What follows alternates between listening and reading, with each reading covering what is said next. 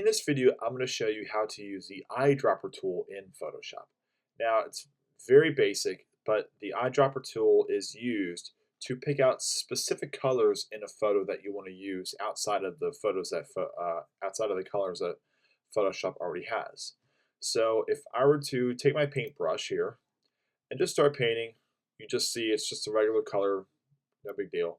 But what you can do is use the hotkey on your keyboard and hit I, and that's going to bring up the eyedropper tool.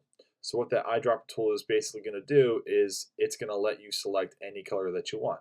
So I'm just going to select the color of the grass here, and then you'll notice that the color changed.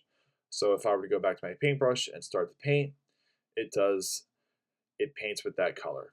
So what you can also do is go into your colors here, and this can also be used as a paint dropper tool as well.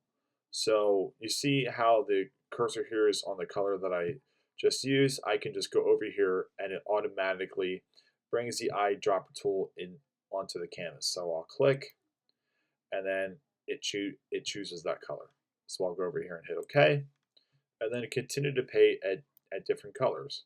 But you can just keep on doing this process and keep choosing different colors and paint and use colors that are specific to the piece that you want to do, and it's very simple and easy just like that. So guys, hope you found this video helpful, and make sure to like and subscribe for some more easy tips on Photoshop.